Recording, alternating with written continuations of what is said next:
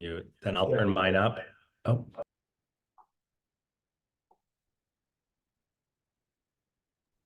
Okay, that should work. Okay, thank you so much for the opportunity to present today. Yeah, we'll open the chat if Carol, if you can hear us, or if any of the participants can't hear us, please just communicate in the chat or give it the thumbs up. But you should be able to hear us at this point. Okay. So this is going to be, I thought about what would be the best way to sort of introduce like really the sort of the conceptual ideas around doing these project reviews, because there's been so many sort of issues over the last year.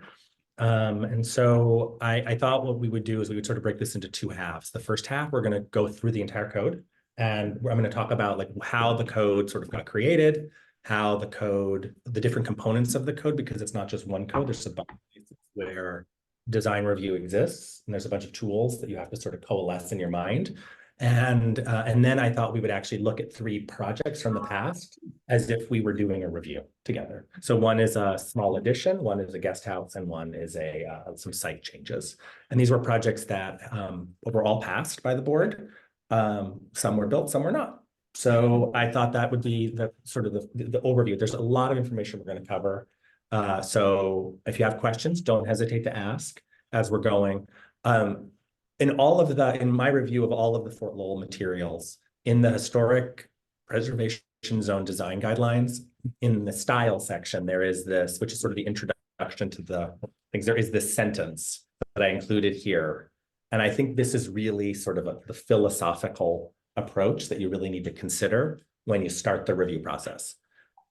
Whether the work fits the historic character of the historic preservation zone or dilutes the historic character.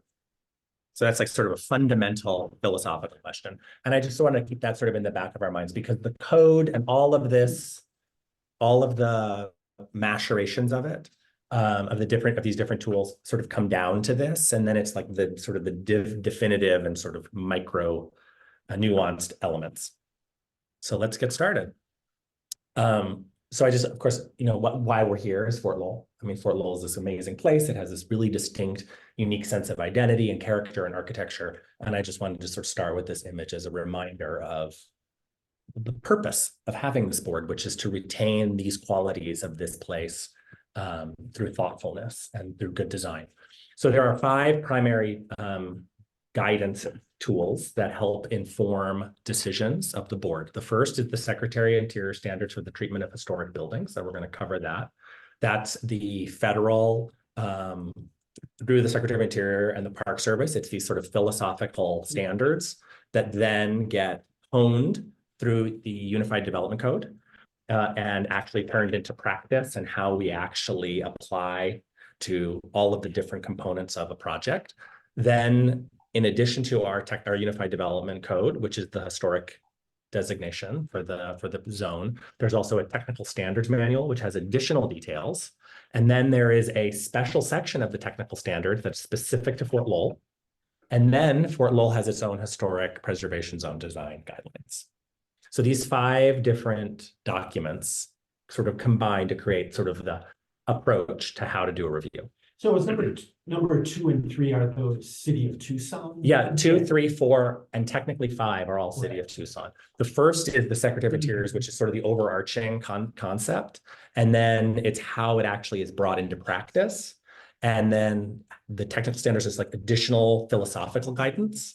It's not necessarily like worry about this height or that height. It's more of like the philosophy of how you actually approach the issue.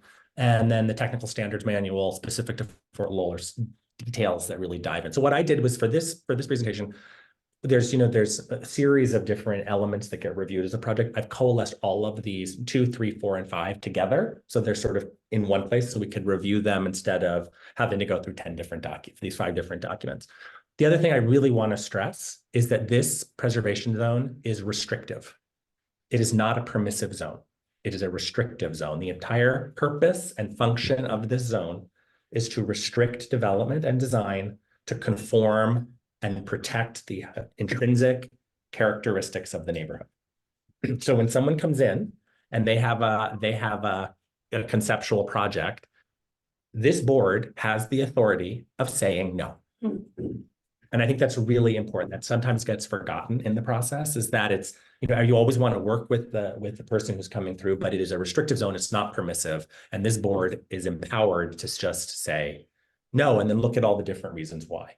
And if a project comes in and they're not presenting enough materials, or there isn't a full design package to be able to make a decision, the board shouldn't be making a decision. You should send the applicant back to get that material together and then come through the process. Because if you can't make a good decision, the outcome is going to be bad.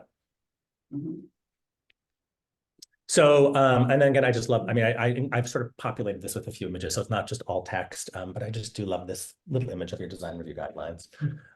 So the historic preservation zone and the historic landmark, we're going to focus on the HPZ. Well, the only property that this board has purview over that's a historic landmark is the San Pedro Chapel, and so we're not going to dive into it. It's a singular property that get reviewed. It's a little bit more restrictive than the HPZ. But so we're not going to review that as part of this. But I'm going to read all of this material because I think it's good to hear it as we're going through.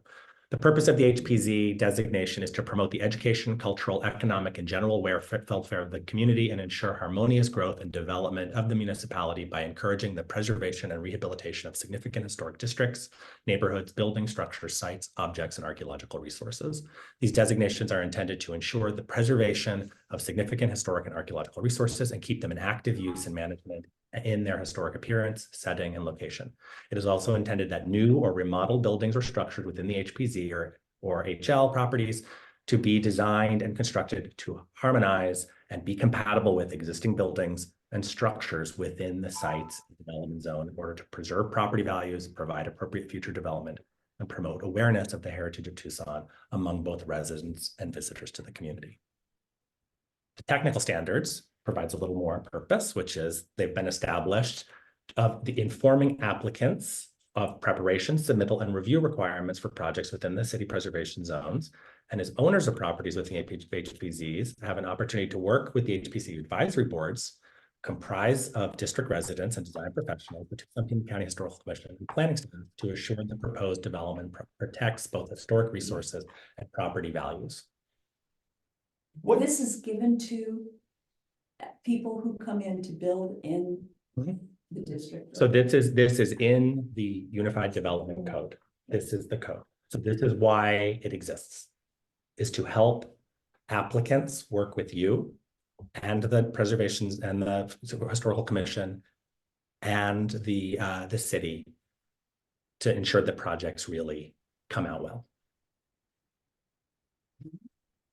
And so I really think of these boards not as, when I talk to people about it, I always say this is like an incredible asset that you have. You have design professionals and you have skilled, interested people who are going to review your project. And it's not like some rando HOA who's just making like feelings, like we don't like this color beige. There's actually like meat behind it because it's really about a purpose and they're here to help you improve your project.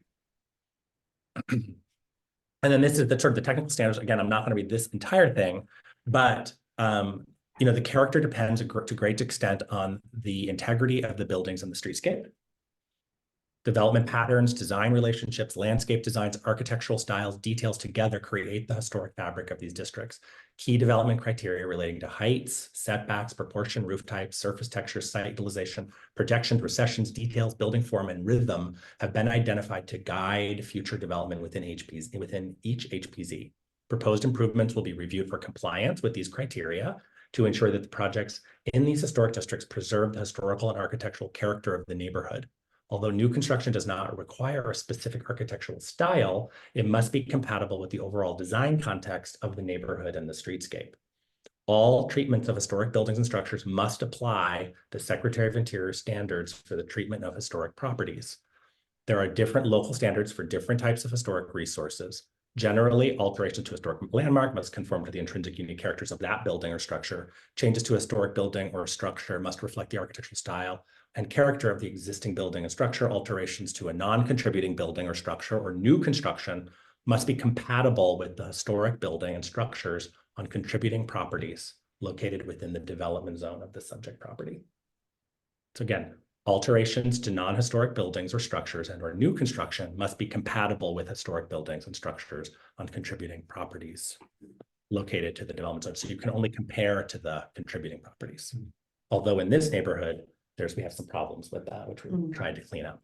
We have more non-historic contributing properties than any other historic. Probably. Yeah. By the way, you guys, there's water in this little fridge back here if you want water. So the design context of the development zone is particularly important to guide the streetscape improvements, siting, setbacks, building massing. Changes to architectural details are evaluated based on comparisons within the development zone and similar buildings.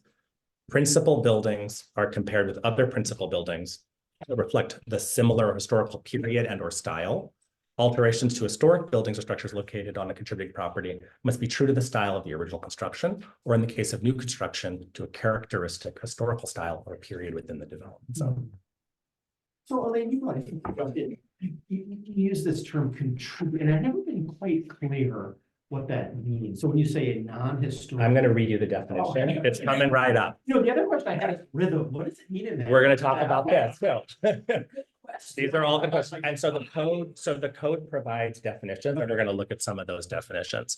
So it's specifically mapped areas where the resources are, and this just sort of explains like how the maps are done. So the Fort Lowell Preservation Zone, it has an architectural character of streetscape.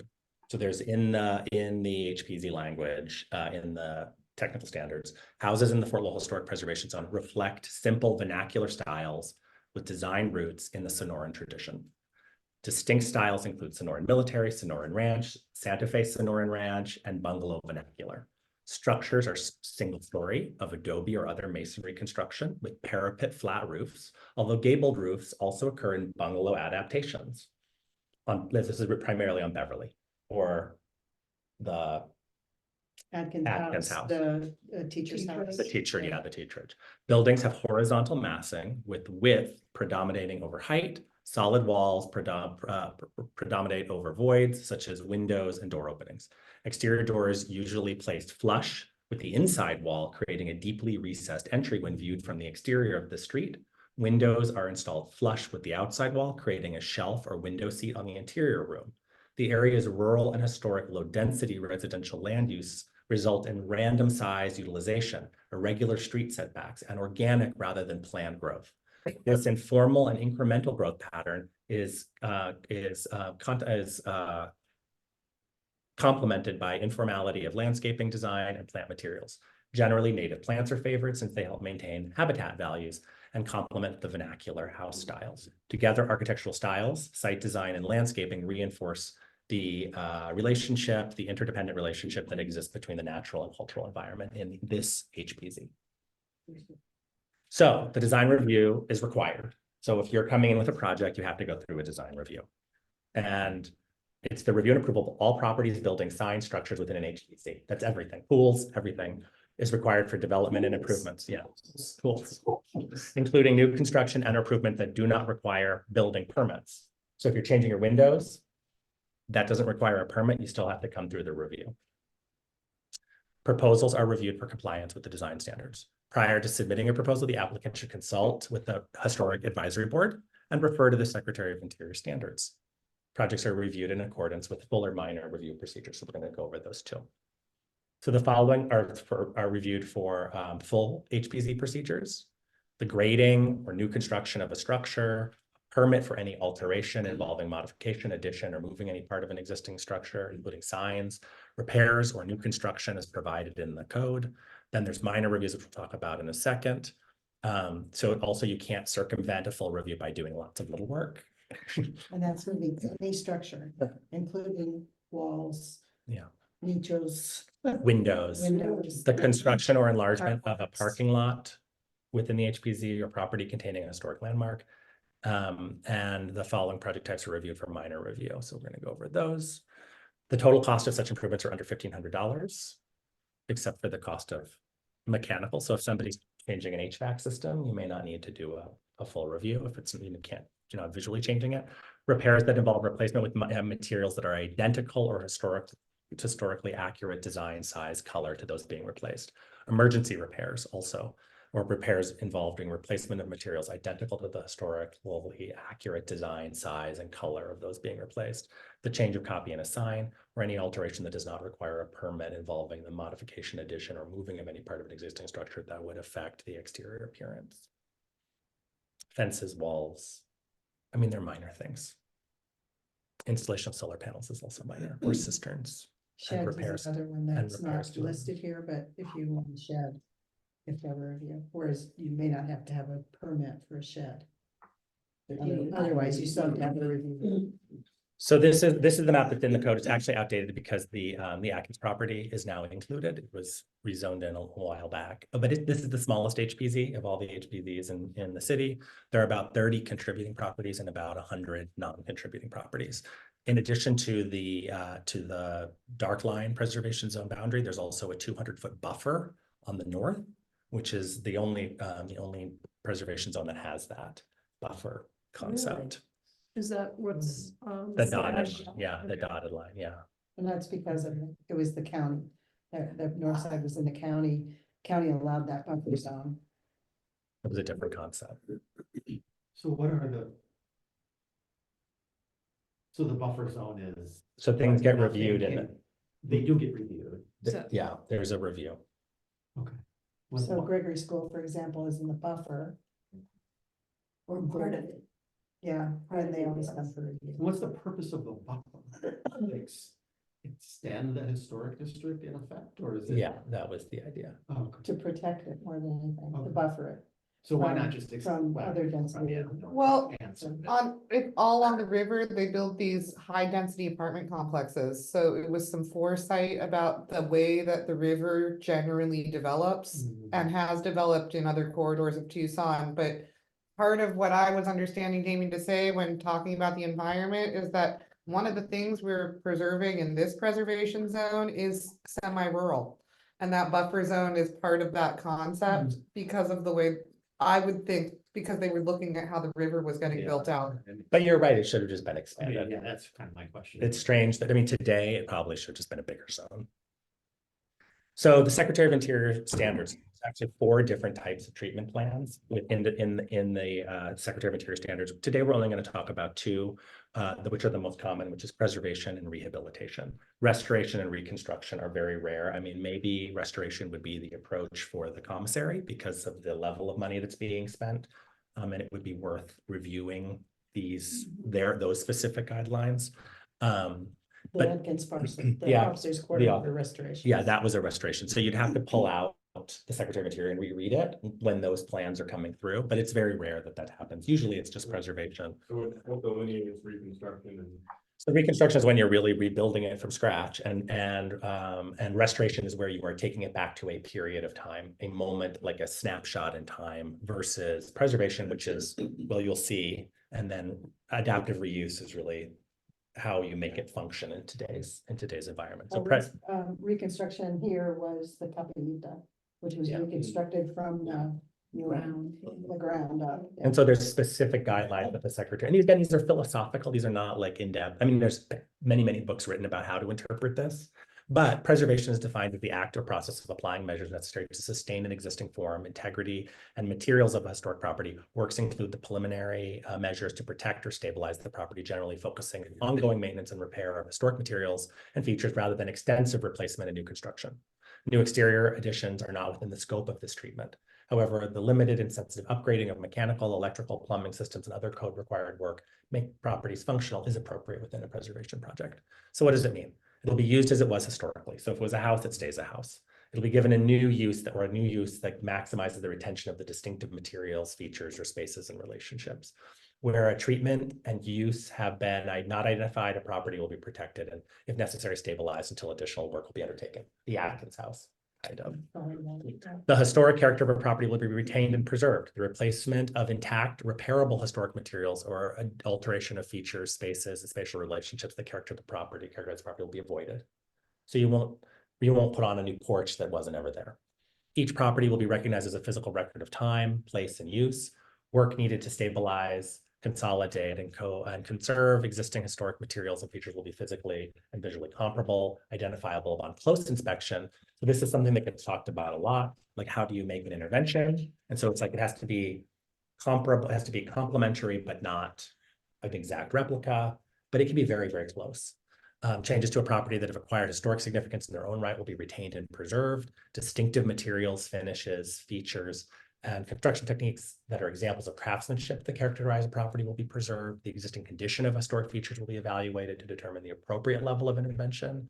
When things are deteriorated, repaired to a limited replacement of a distinctive feature, new materials will match the old ones. Chemical or physical treatments, if appropriate, will be undertaken using gentle means. Treatments that cause damage to historic materials will not be used, and archaeological resources will be protected and preserved in place. Rehabilitation, which is really the most common that we see in any neighborhood, and certainly in Fort Lowell, is defined as the act or process of making possible a compatible use for a property through repair, alterations, or additions, or preserving those portions of a feature which convey its historical, cultural, and architectural value. So in Fort Lowell, it was a military use, and then it became all residential. So the very act of doing that was sort of a rehabilitation treatment in a way. The property will be used as it was historically or given a new use. The historic character of the property will be returned and preserved. Each property will be recognized as a physical record of its time and place. Changes to the property that have acquired the historic significance in its own right will be preserved. Distinctive materials, features, finishes.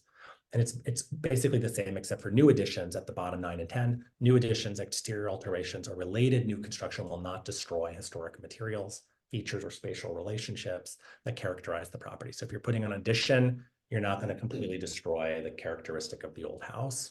And new work will be differentiated from the old and will be compatible with historic materials, features, size, scale, proportions, and massing to protect the integrity of the property and its environment. And new additions and adjacent or related new construction will be undertaken in such a manner that if removed in the future, the essential form and integrity of the historic property and its environment would be unimpaired. So that makes sense? Okay. So the question that comes up, go back one, all the time is interior, Mhm. right? You notice it says exterior alterations. Mhm. So the code- we kind of go back and forth about that. About those interior. fireplaces, that's a big one. Yeah, and also like this property. Yeah, There's so often- This, because it's a landmark, there's often questions about, can we make interior changes without review? So technically, no. So under the code, unless there's specific call out in the application for the historic landmark, it's really the exterior. However, public buildings, so publicly owned buildings, like the Fox Theater or the commissary now, or the Atkins property, there is purview of the commission to consider the interior because the interior spaces are so significant. And certainly the San Pedro Chapel, because it's owned by this neighborhood and it has this unique relationship with this board would have the ability to weigh in on interior. And that's really important for this, for the old Fort Lowell neighborhood to know. Because this is a quasi, even though it's privately owned, it's quasi-public. It's open to the public all the time, right? And the bond money that's been used. to And bond maintain- money yeah. was used to rebuild. Yeah. I think there was one donation that you wrote, that. Yeah, there's a few of the new historic landmarks because they're modern and they're glass. And you can see in, and there's no real distinction between the inside and the outside. The inside is considered Exterior. it's all taken into consideration. So the design standards, the design standards in the section of the technical manuals are supposed to be used, and proposed development within the HPZ shall be in compliance with the following standards and the standards of the applicable HPZ. So your job is to make sure that development within the HPZ is in compliance with the standards. That's the fundamental role, and that there are things that there is no question about, like there will be, heights, like what is the height of a building, and how does it compare in its development zone? It's just very clear, black and white. There are other things like rhythm and feeling and proportion that is more nebulous, and that's why you're here to help guide the decision making. So the contributing property, back to your question. So the contributing property, this is how the code defines these things. So the code says a property within the historic preservation zone, neighborhood preservation zone, or national register district that contributes to the historic significance and visual character of the zone and or district and has sufficient integrity to convey that significance and those visual character defining features in terms of location, design, setting, materials, workmanship, character, and association. So all of those things create the significance. And does it have enough integrity to convey that? And if it does, then it's a contributor to the district. And contributing properties are historic sites. And then this is strange because this is unique to Tucson, and non-historic compatible properties. That's what the code says. Well, okay. So basically what it's saying is that it is saying that in some cases, and this was really the reason this was put in, and this is a problem and it needs to be cleaned up. The reason this was put in was because there was this discussion about the demolition of buildings that were added in the preservation zones for the modern period, and should they go through review too? And so they created this additional language, and instead of being more explicit that that was the intent, they created this weird category that has then radiated into confusion. So it's something that needs to be cleaned up. It's on my list. We'll see what we can do to get that fixed. The non-contributing building is a building, object, site, or structure that does not add to the historic district's sense of time, place, or historic development. So there's two reasons really that there's in the non-contributing property. One, that it was built outside of the period of significance. So it was built recently. Or two, that it has been so modified that it no longer has enough integrity to convey that significance.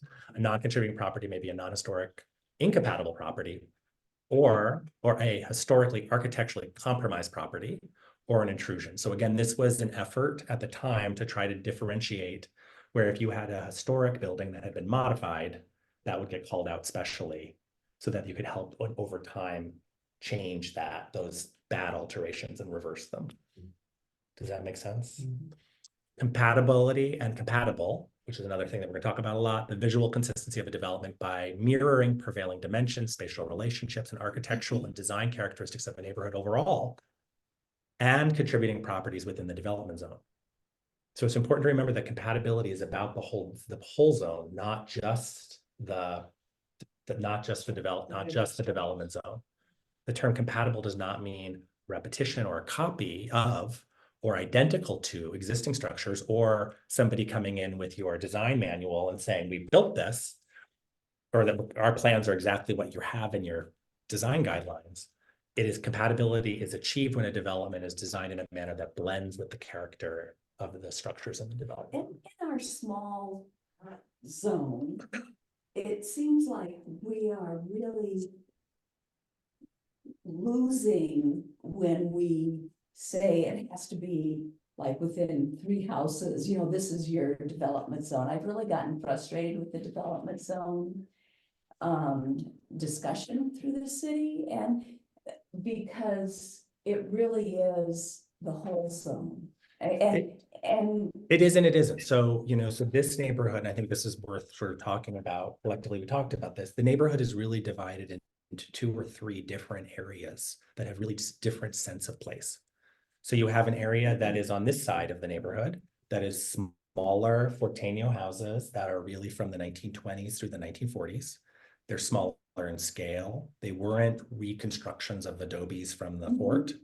And they were sort of these more vernacular farmhouses and bungalows. And they have a very specific characteristic. And then further down the street, you have much larger buildings that were the adaptive reuse of those old adobes, and just a very different scale of style and design. And then further on, you have sort of non-contributing properties, but then you have the park, which is its own issue, which is like the actual military buildings themselves. And then you have a lot of infill that have generally tried to maintain some characteristic that is distinctive to Fort Lowell. And so you have these 4 different sort of sections. And if you plop one thing from here over here, you really are going to start to break that development pattern. And I think we're going to talk a little about the incremental development pattern, which you'll see in a second, which may help explain a little bit more of that. So are we gonna talk about this idea of the development zone? Yeah, we are going to talk about Don't worry. So generally, alterations or additions to contributing properties, now we've defined contributing properties within the HPZ shall reflect the architectural style and characteristics of the existing structure. So what I'm going to do is in all of these sections, there's historic landmark properties, contributing properties, and new construction or non-contributing. I've eliminated the historic landmarks because I think that's just going to create confusion. So we're just going to focus on contributing properties and new construction. So contributing properties within HPC shall reflect the architectural style and characteristics of the existing structure. So if you're making a change to your house, it should reflect what's there. The property may be renovated to an earlier historic style that applied to the property. In addition, such as alterations or additions shall generally conform to the design standards of the contributing properties within the development zone or site. So it's really about the development zone, and that's how it fits into the broader context of the neighborhood. New construction or alterations or additions to a non-contributing property within an HPZ shall reflect the architectural style of and be compatible with the contributing properties located within its development zone. So the Fort Lowell Preservation Zone, this is how they have this section on style, which I really like. It's the only place anywhere in the code that talks about style. When really this is overarching, sort of an overarching concept of like how you make it blend. Buildings in the historic preservation zone generally reflect simple vernacular styles with design roots in Sonoran traditional.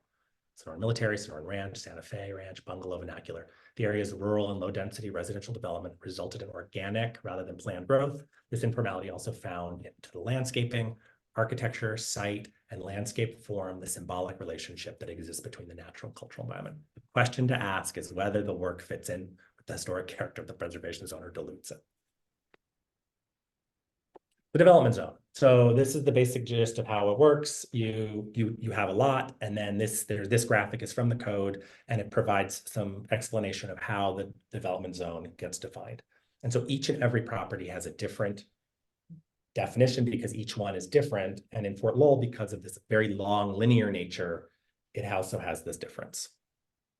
So it is critical that when the applicant comes in, the development zone, especially for new construction, especially in the historic, because there's only a few lots left that can really be developed in the historic core of the neighborhood.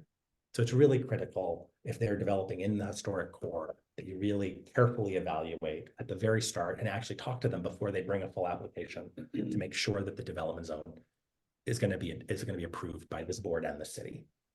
Because it's not, this is not Armory Park. It's not grid blocks. Like this is designed for downtown city blocks, not this rural landscape. And it's not straightforward in the way. Yeah, it's not straightforward. Because Fort Lowell's organic in the way it developed. And we're going to talk a little bit about that.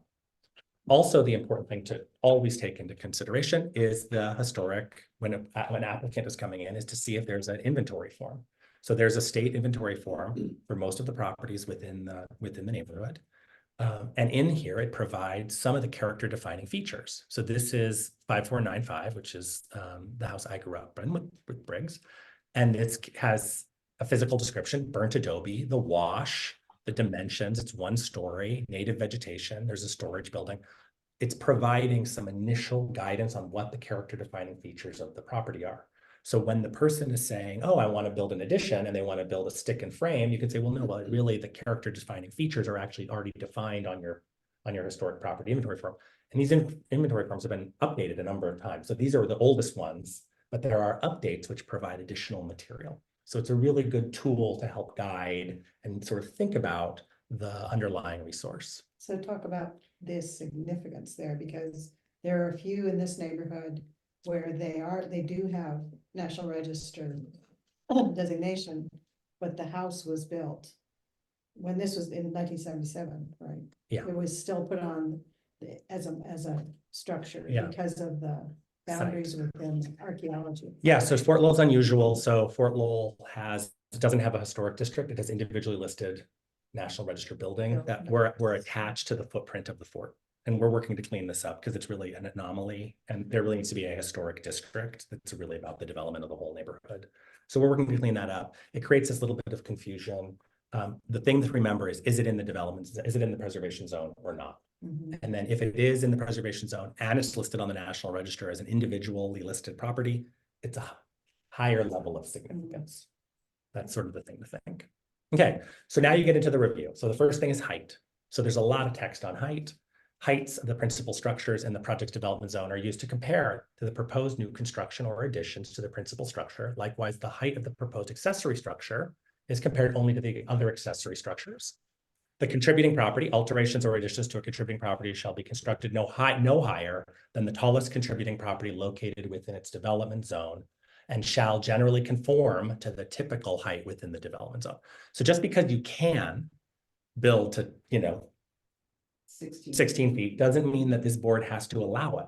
You guys can absolutely say, actually, no, that doesn't conform with the typical heights in the development zones. We don't think that 16 height is appropriate. Or Yeah, 14. there are two examples in your development zone, but that's not generally what's in your zone. Mhm. So it's important to, like, again, you guys are the restriction, not the permission.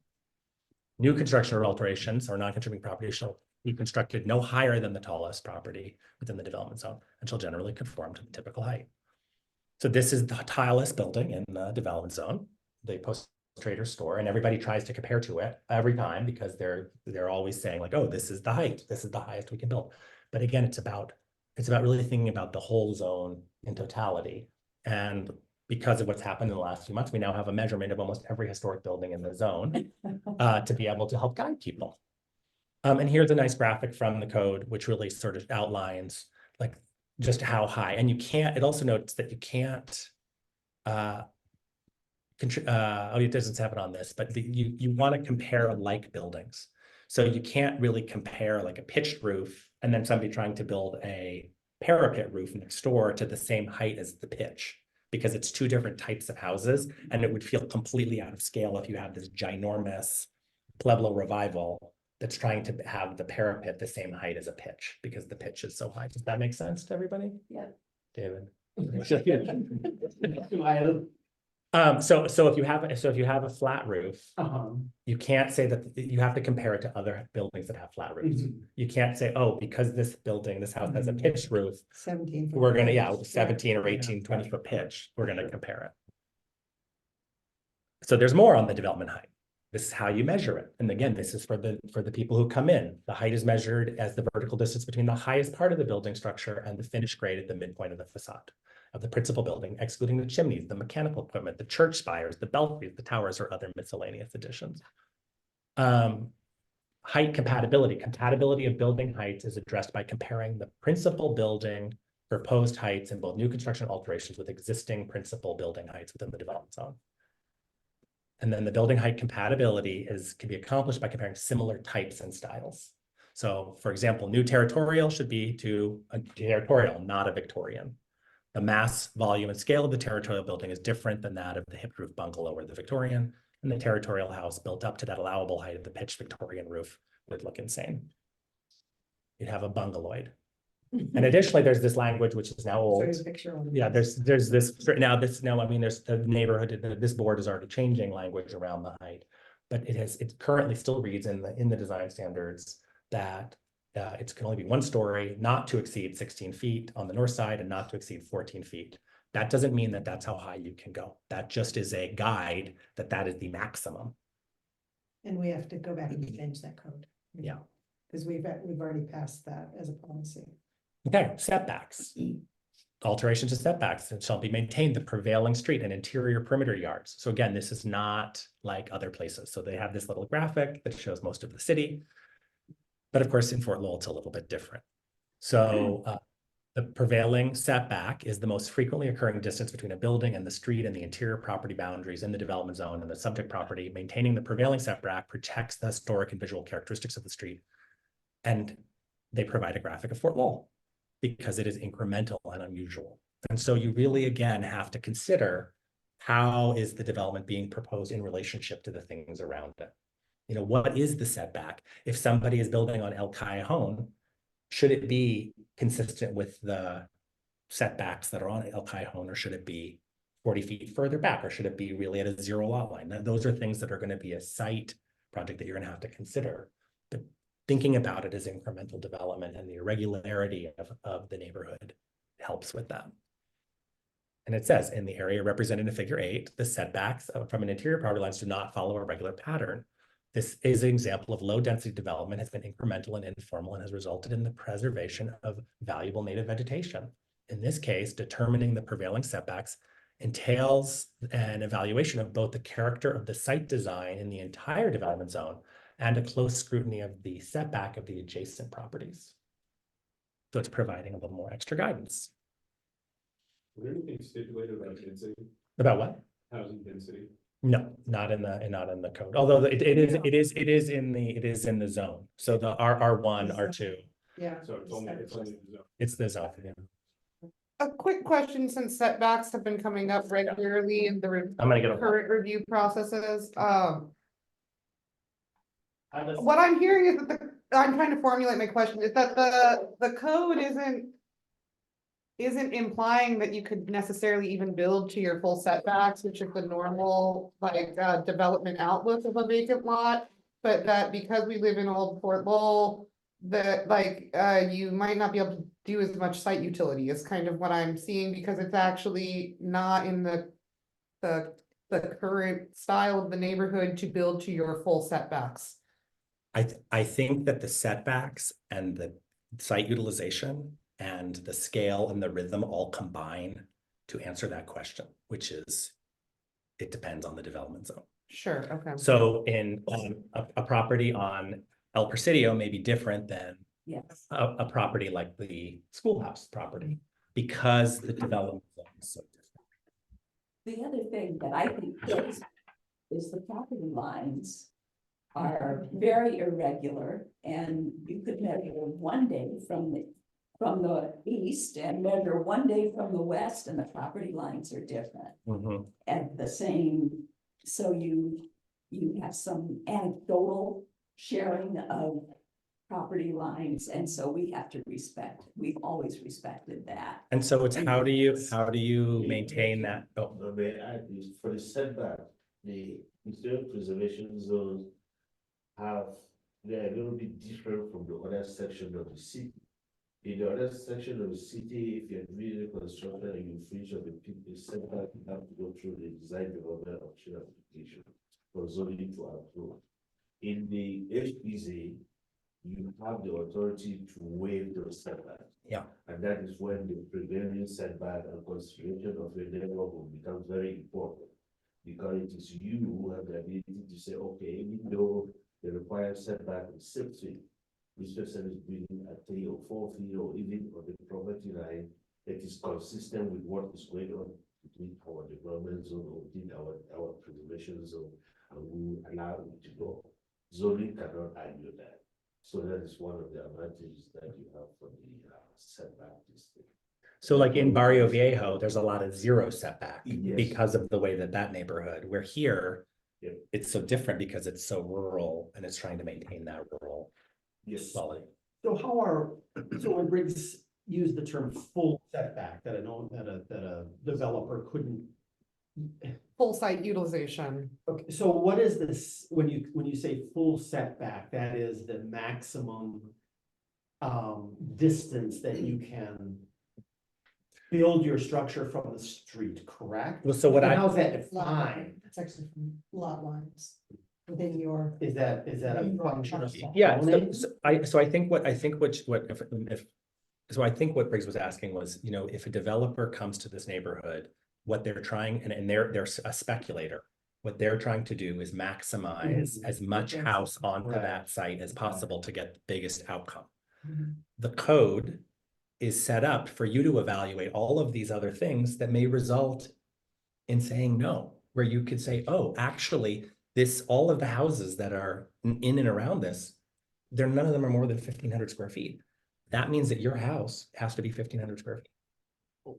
And it's because of all of these different characteristics. And it's not just 1,500 square feet. It can't be more than 10 feet high on the parapet. Or built up to with just 6-foot setback on each side of the property line. We recently appealed a property that was pushing its setbacks on both the west and the east side, almost all the way to the edge, even though it was built all the way at the back of the property, but that's not a typical development use of how houses are built in this neighborhood, where they're built for maximum lot use, which is just an alternate look at development compared to what people are trying to do, which is, bottom line, Yeah. most square footage. And that's a change. So like when these codes were set up 40 years ago, this was about trying to guide people to do nice infill for their own homes. Today, we are in a very different type of market, and people are looking for every loophole in these development zones to maximize outcomes if they are speculative developers. And that's just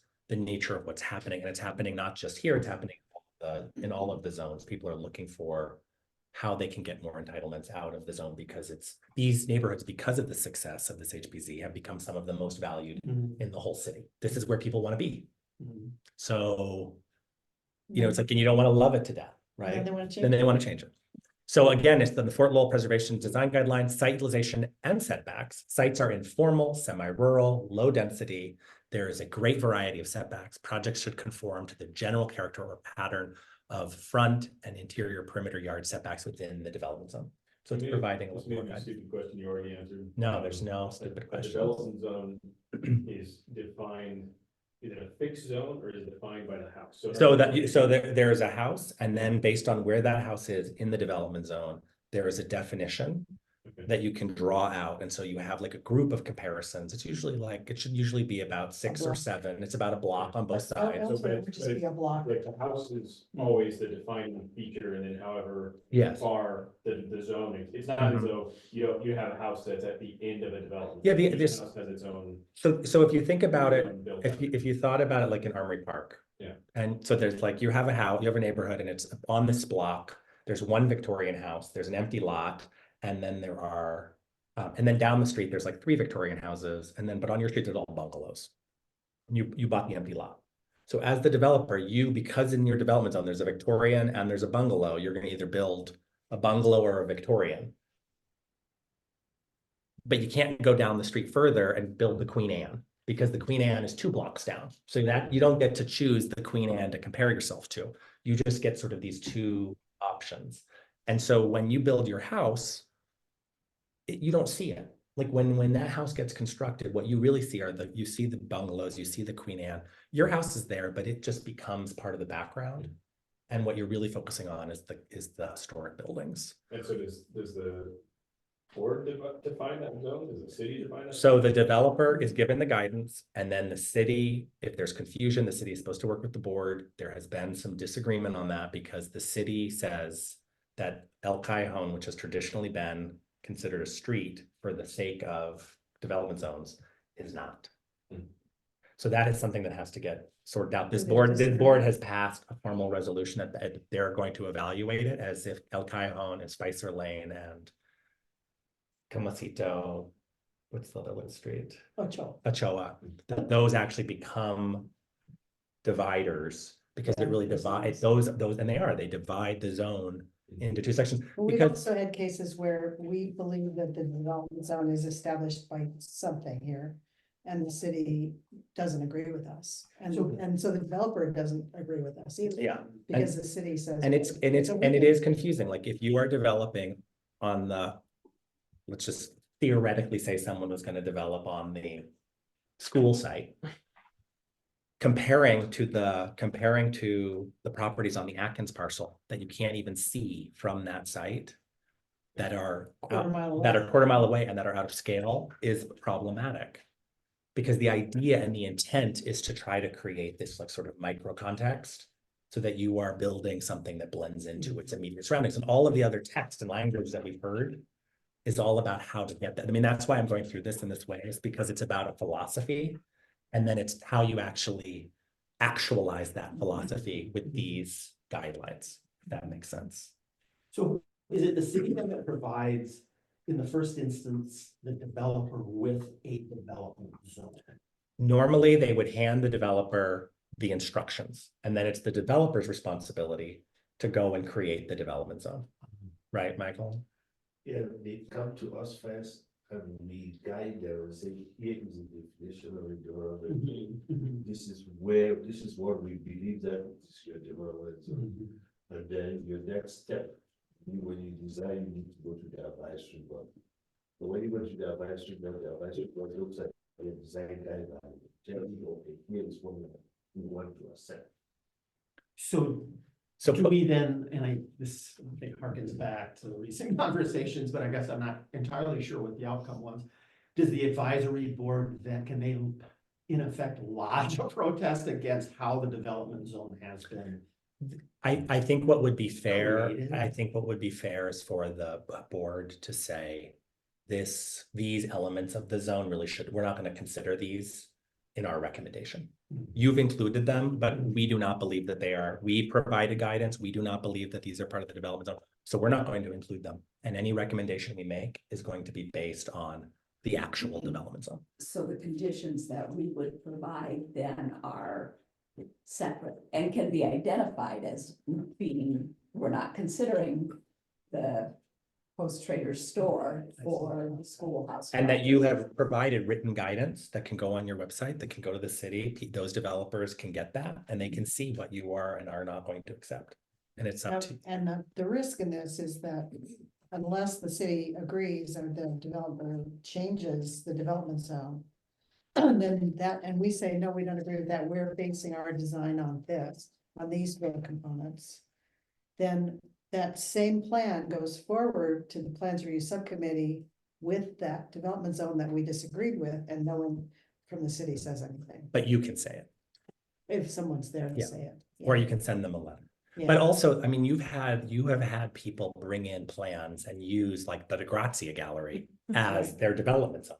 They are presenting pictures of things that are a mile and a half away that have nothing to do with this context because it's a design idea. And so, people, I think that when people think like, oh, I'm trying to blend into the neighborhood, they walk around the neighborhood and they take a lot of pictures.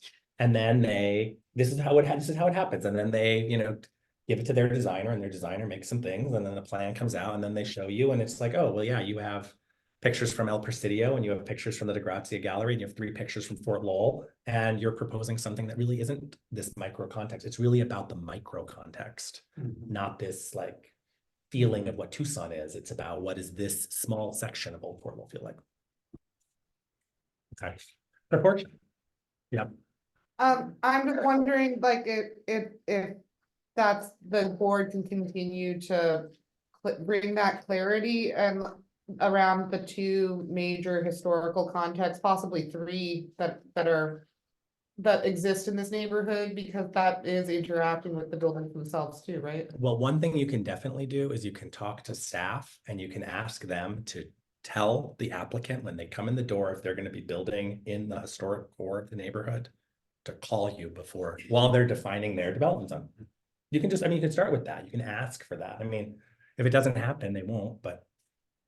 Do we do that as a board or do we? No, you can, I think you would be the chair would take the field. But the reality is we don't get any contact before we see the plans. Yeah, it's very rare that somebody comes, but I don't know if other boards have this experience too, or they've complained about it, but Typically, we as staff, we advise people to do what we call courtesy review. courtesy review. You can go to the board, they can come to you before they actually submit.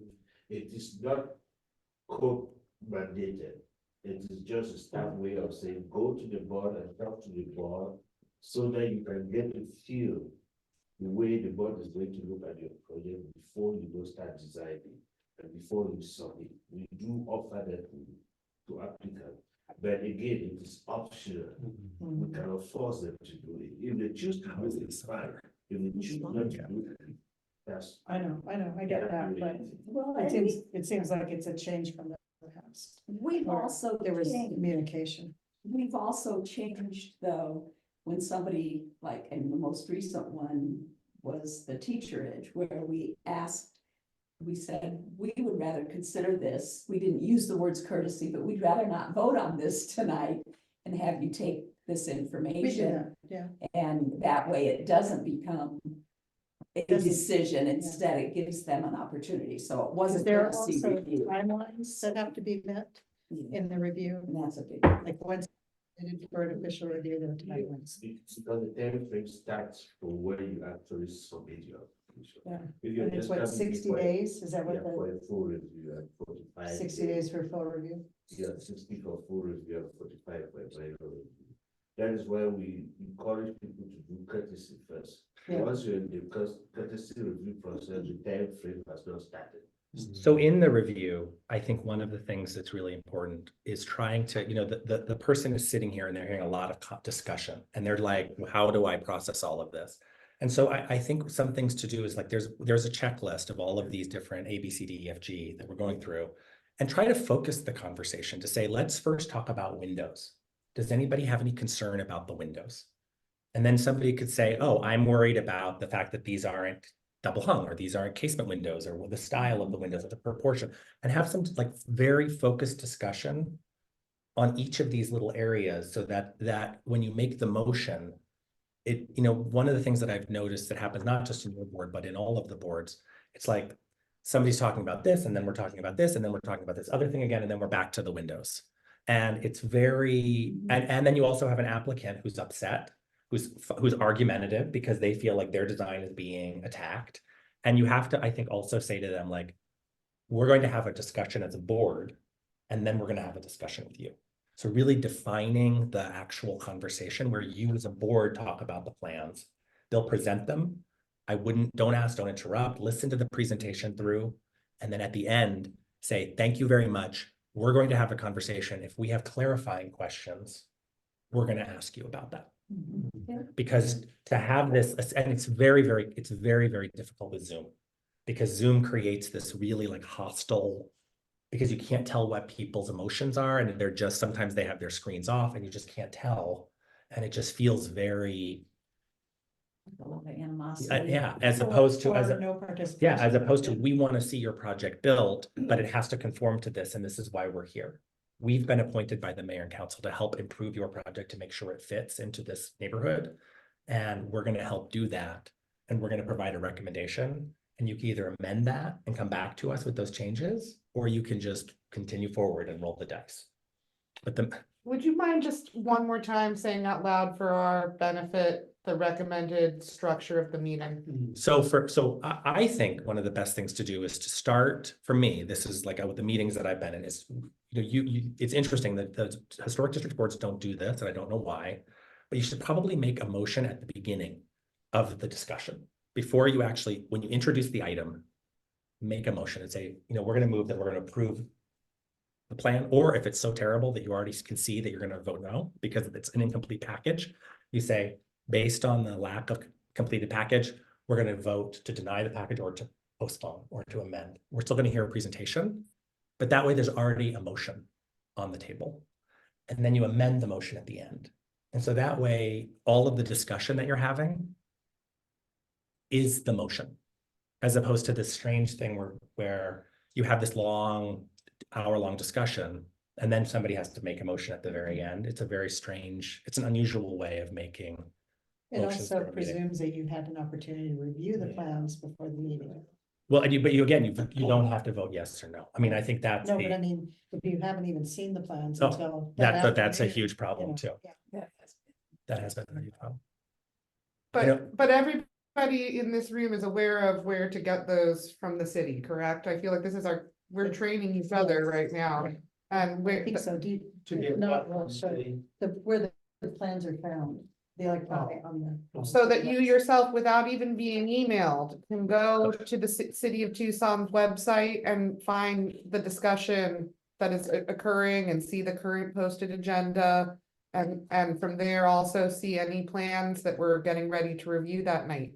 I'll send you some of the links, David. I mean, I could eventually find it maybe, but I don't know. It's just, Where- it's good to be empowered about this webpage, because that's where the city is publishing all of this information. Kelly, when there's a TDC. project for you to review, we Yeah. send out the agenda with the project, we send it to all the board members.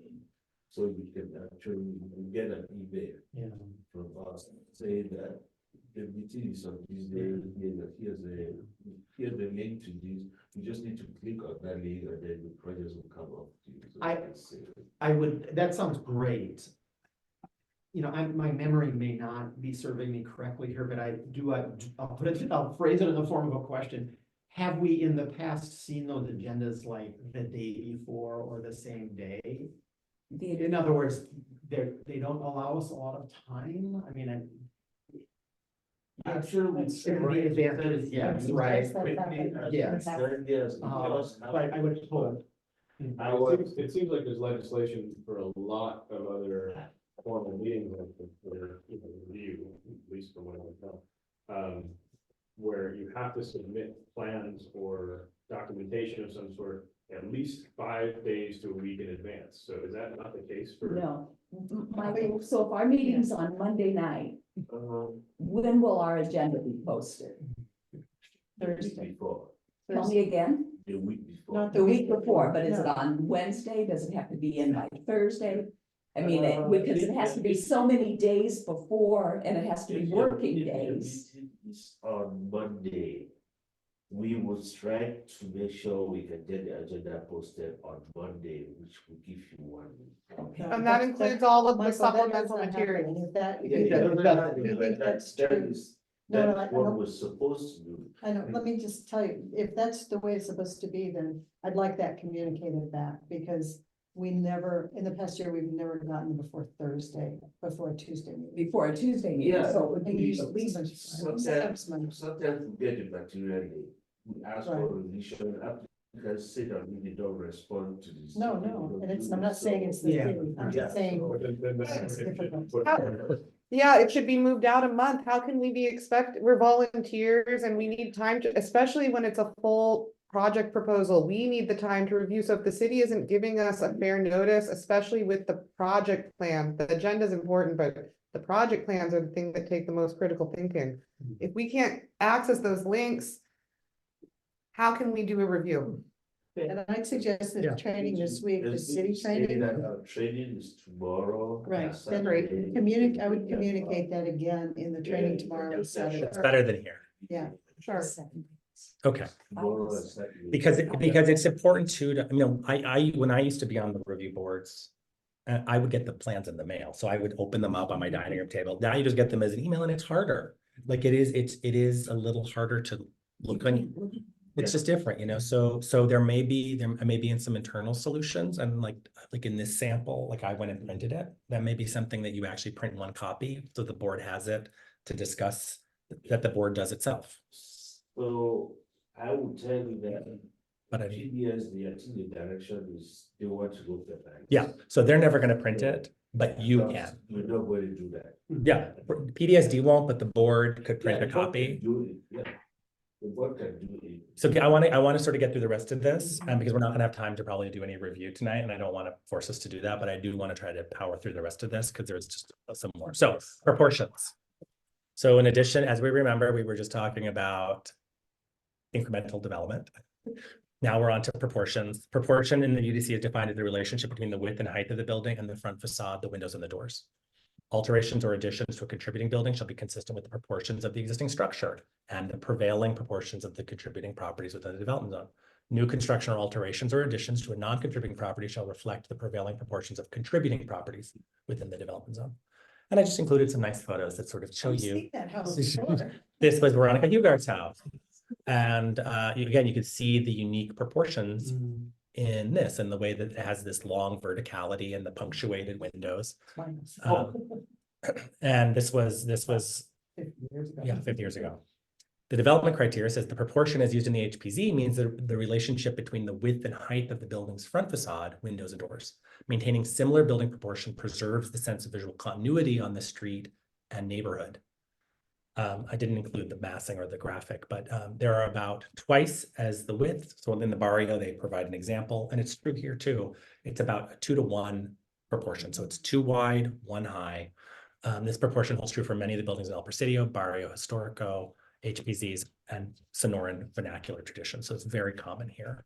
These buildings generally have a horizontal massing with a width predominating over the height, when most of the buildings in a development zone have similar proportions, whether they may be construction of a new building with a very different proportion would be destructive to the character of the zone. Specific to our zone, buildings are greater in length, in height, and the roof lines are irregular. So plans should be coming in with irregular roof detailing. Roof types. is that in the code? This is in the code. That's This- in the code, it says irregular. It says irregular. Now, again, what I did is I've consolidated all of the components so you can see them all together. Right. The specific preservations of this is, the irregular roofs. The roof types, alterations, additions to a contributing property shall have the roof compatible in the configuration, mass, and materials to the architectural style of the existing structure.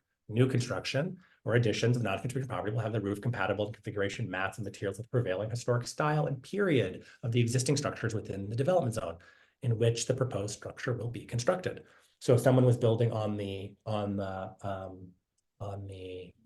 schoolhouse property, having a pitched roof with a similar height to what's on Beverly and on that site would make sense, or the flat roof, because they have both in that development zone. Roof types and equipment, the relationship of a new or altered building to the historic building and a structure in the development zone will be strengthened by repeating the roof type that is prevalent within the zone. If the predominant roof type is hipped or gabled, typical of a California bungalow or Victorian style, a new home constructed with a flat roof characteristic of the Sonoran and territorial style would be visual disruption of the roof lines and may result in conflicts in height, massing, and materials. An established residence of new construction provides for examples. Solar panels, other energy conservation or generating devices, and wind harvesting systems should be architecturally integrated into the design when installed on an existing historic building or structure, and should be installed in a way that minimizes visibility, does not damage the building structure, or remove the historic roof features, and can be easily removed. Newly installed equipment on the principal roof buildings and secondary buildings and structures should be placed in locations that minimize the visual impact. Roof panels and other types of units should not be mounted on the street-facing roof elevations. For sloped roof, panels should be installed flat against the roof to maintain the existing roof profile, and any visible mounting hardware should be painted to match the roofing materials as closely as possible. Panels and other types of units appropriate to flat roofs should be installed so they're hidden in the parapet walls. If none of the secondary roof elevations are appropriate orientation for efficient operation, the solar panels or other types of units should be ground mounted or placed on a non-historic accessory structure in a way that minimizes visual impacts. Other architectural features and mechanical equipment atypical of the historic period or style, such as skylights, coolers, heating units, or satellite dishes, should be located on the building, structure, or property on the non-street facing elevation and located in locations that minimize the visual impacts. The following guidelines are recommended for the type, placement, and screening of these features. Skylight should be flat, non-bubble type. Installations located on the rear of the structure or behind the gables or the dormers, so they're not visible from the public right-of-way. Mechanical devices such as coolers or heating units should be hidden whenever possible. Ground placement on the interior portion of the property or placement on the roof slope facing the interior of the property. If they cannot be hidden, they should be placed in a location that minimizes the visual impact. Satellite dishes should be placed in the non-street facing elevations. Wind turbines should be height and scale compatible with the historic building. And installation, I can't even think of a wind turbine in the entire city, but there's some guidance. Gutters, downspouts, or other roof drainage features being added to a structure should blend into the architecture to avoid interrupting the lines and details, and should provide proper drainage to avoid water damage. Cisterns used to collect rainfall should be located on the non-street facing elevations and should not block the view of architectural features. Cisterns within the properties and addition regulation more there. Historic gutters, scuppers, drainers, and downspouts should be repaired when possible, not covered. When a historic roof drainage feature cannot be repaired, they should be replaced using material shapes and placements. Additionally, roof types, flat roofs and parapets in Fort Lowell are characteristic. Sloping porch roofs may be shingled or metal sheathing. Mission tile is not a compatible material, although there It's is porch roofs. You notice it's porch roofs, it's not full roof. porch roofs, yeah, porch roofs. And then additionally, in the Fort Lowell Historic Preservation Zone guidelines, flat roofs with parapets are the characteristic. Sloping porch roofs may be shingle or metal. Mission tile is incompatible. Mechanical equipment, skylight, satellite dishes, or other roof mounted equipment are not allowed to be seen from the public areas of adjacent properties. This is really different than anywhere else. It is not allowed to be seen from public areas or adjacent properties. But that's different, not everybody. No, that's specific to you guys. Surface textures shall be appropriate to the historic style. New construction, again, it needs to be like the development zone. Do we see a pattern now emerging on how to sort of consider it? This is a really good example of a texture. This has a real amazing surface texture. It has a hyper irregularity in the wall and very sort of charming. Lumpy. There's a lot of That one's gonna come up. That one's gonna come up to this. board. Building materials and surface treatments found in the HPZs can vary from district to district. An application or renovation of new construction must be compatible with the architectural context found in a particular development zone to ensure the materials and textures of the new development are appropriate as the neighborhood character. Surface treatments commonly used in a particular development zone should guide future improvements. Adobe and stucco may be characteristic of an entire historic district, such as Fort Lowell, while the type of materials and surface treatments in other districts could be vary considerably. Brick, stone, masonry, lava rock, and wood are common materials in districts with eclectic architectural styles. When stucco plaster is being replaced on the entire exterior of a contributing historic building or structure, a lime or mud stucco should be used. Cement-based stucco should not be used. When stucco is being repaired, the same material should be used. On contributing historic buildings, structures, stucco applications with expansion joints and modern textures are not allowed. So those lines on buildings, not allowed anywhere in the development zone. Buildings and structures that were stuccoed historically should not have their stucco sheathings entirely or partially removed without being replaced with new stucco. Certain materials such as exposed concrete block and certain surface treatments such as painting over rock or painting over underpainted brick or masonry are not allowed. More specific on Fort Lowell. Building walls can be lime or mud stucco, excuse me, sand finish or exposed sun-dried adobe. When stucco is being replaced on the entire exterior of the contributing historic building, lime or mud, cement-based stucco is not used. When stucco is being repaired, the same material can be used on contributing historic buildings and structures that were stuccoed historically that should not have their stucco sheathing entirely or partially removed without being replaced with new stucco. Texture and color in your design guidelines. Use stucco, lime, or mud plaster with smooth or sand finish. Exposed sun-dried adobe is also common. Colors should be soft earth tints with light middle values. Avoid dark colors and stark primaries. Blue window trim is common. In the case of repainting color is reviewed only in conjunction with a full HPV review. Site utilization. Site utilization is the space between the sides of the buildings. The site utilization or alterations of addition or contributing property should be consistent with the contributing properties with the development zone, and the same with the new construction or non-contributing properties. Here's another nice example of site utilization in Fort Lowell. This is that same house in the back, the Baudet house. Site utilization is defined as the distance between the sides of the buildings. However, the concept of site utilization also refers to the front and rear setbacks. The space between the buildings is an important factor that contributes to the character of the entire group of buildings. So in the university area, they show a graphic, but it's, again, think about that incremental development plan that we saw earlier. Site utilization, informal, semi-rural, low density, quality of site design should be continued throughout the HPZ. So just because somebody wants to build a 6,000 square foot house on their small lot doesn't mean that you have to allow it, because site utilization is encouraging you to compare it with its neighbors. Projections and recessions, such as porches, steps, awnings, overhangs, entrances, and windows shall be appropriate in the style of the existing structure.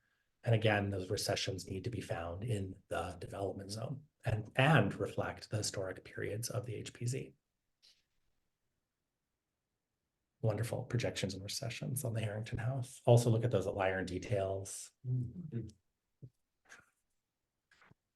More about the development of the production recessions. The design of any new construction or repair in the HPZ must take into account the presence or absence of such protections and recessions in order to assure that the development reflects but does not directly mimic the design of the surrounding buildings in the development zone and is compatible with the other buildings in the particular HPZ. In Fort Lowell, projections, canales, shading devices, and porches should be in scale with the buildings on which they occur.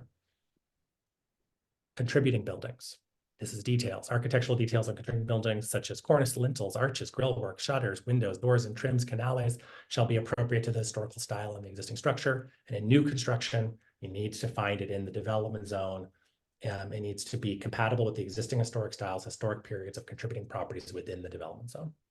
So no, like just because it's around the neighborhood doesn't mean you can just inject it If it's into the on thing. Presidio, Yeah. doesn't mean that an addition should match what's on Presidio. It should match what's on the historic structures.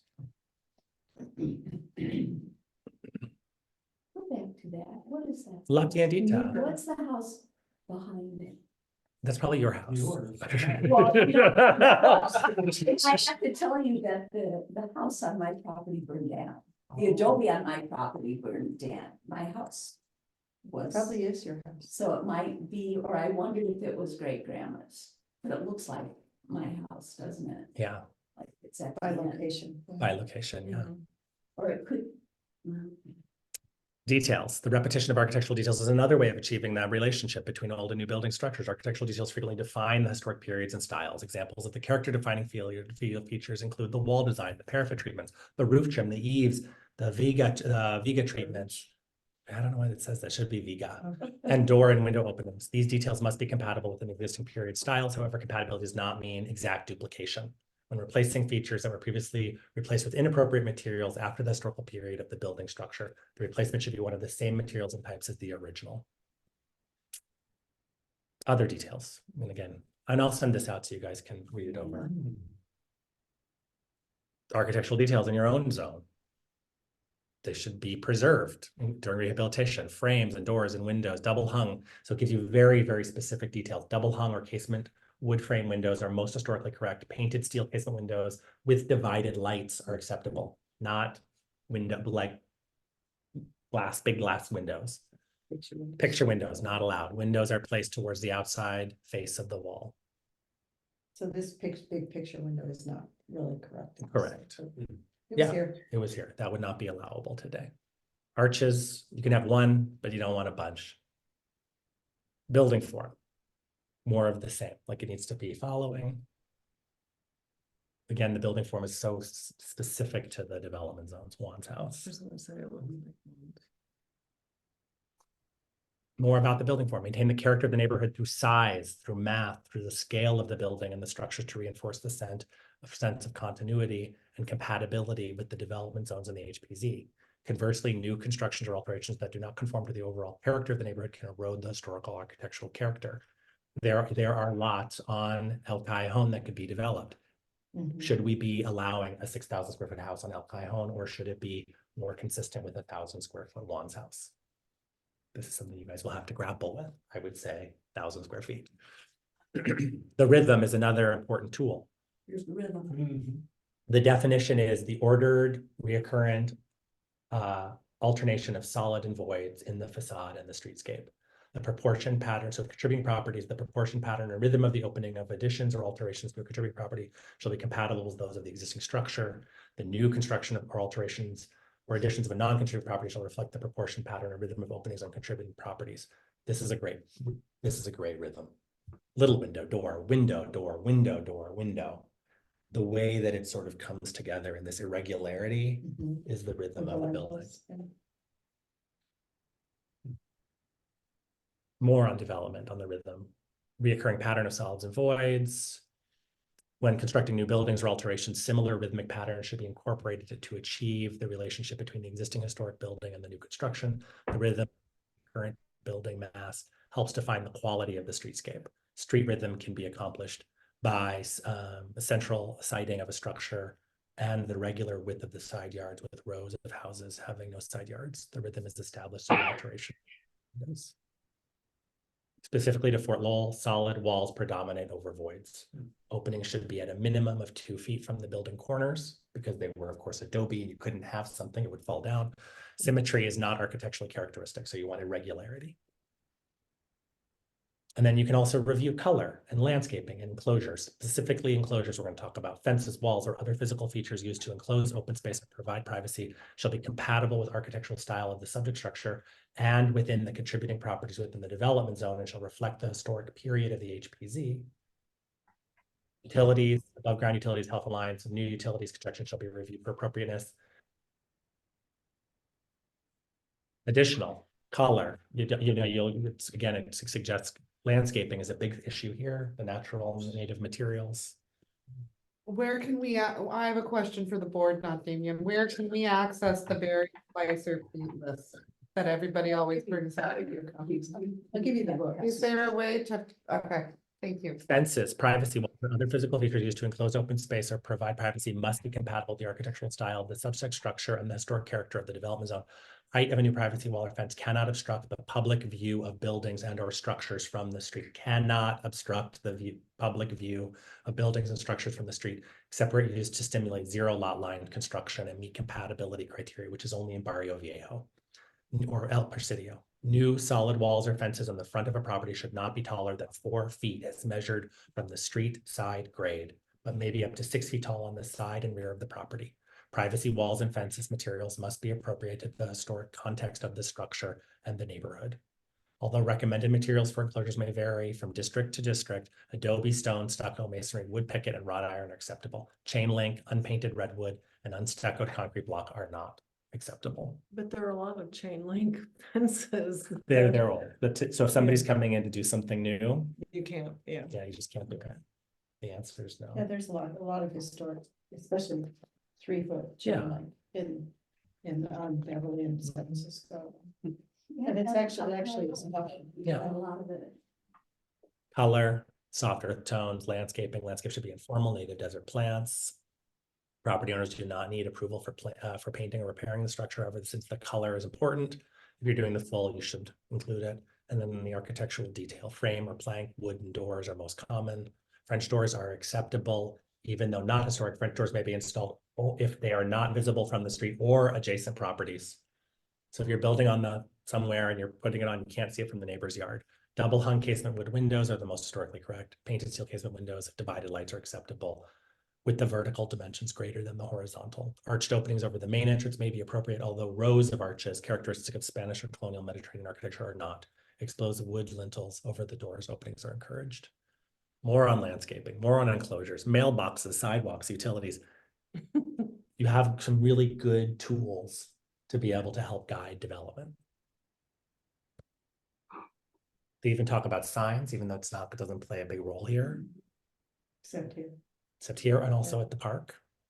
and in the park, yeah. It's parking in accordance with this is required. Parking may be provided off-site, but you have to screen it. And you have specific language about that. The location and number of on-site parking spaces can have negative effects on the unique architectural design of historic features of a site and can affect the character of the streetscape.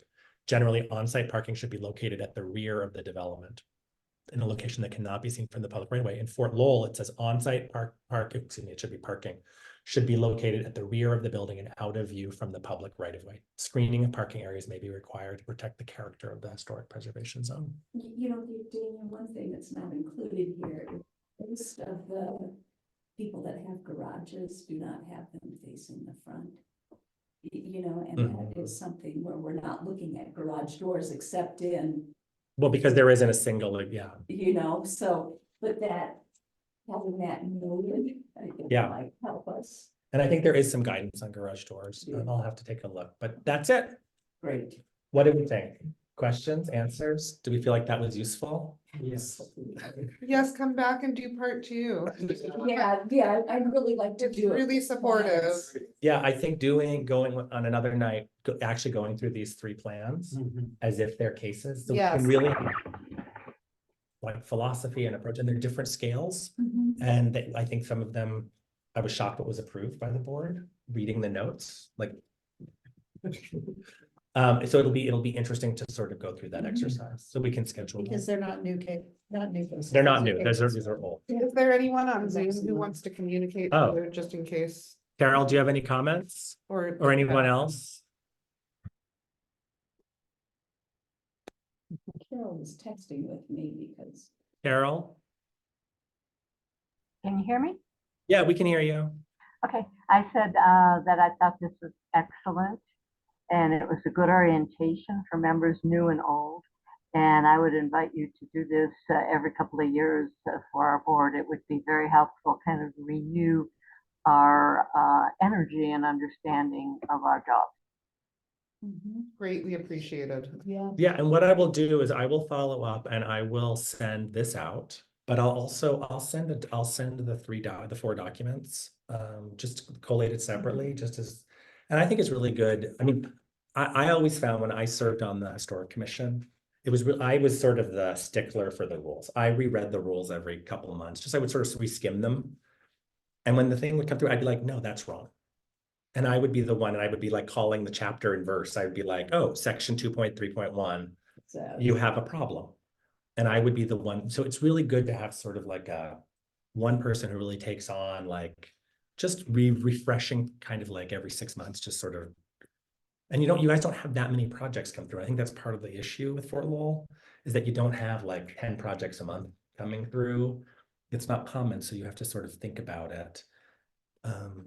And put more of the energy, like, if you have a new construction, put more energy into that than in the change, like a small wall or changes, like, try to, don't spend Small an hour, bathrooms. small bathroom, just don't spend an hour, really, like, if you don't need to spend the time to really have a long discussion about it, don't have a discussion just for the sake of discussion. Say like, does it meet the criteria? Let's get moving, and then focus all your energy and time on the big project that's gonna need. The next meeting, Damien, is 3/25. 25th at 5:30. That's a Monday. Are you available then to do this follow-up? Yeah, I could do that. Okay, and so we can tentatively, I mean, if we would. come up with- Actually, I have a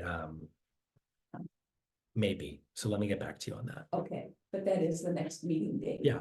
That's new for us, so. Okay.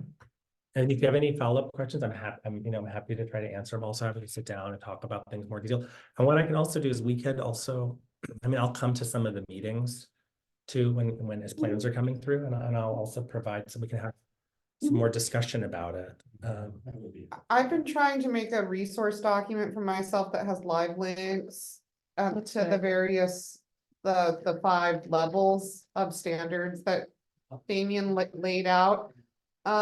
Yeah, and like, it is kind of twisted, because I've read through them so many times now, and like getting them into the order of their hierarchy and how they're informing each other, because this helped bring a greater level of clarity.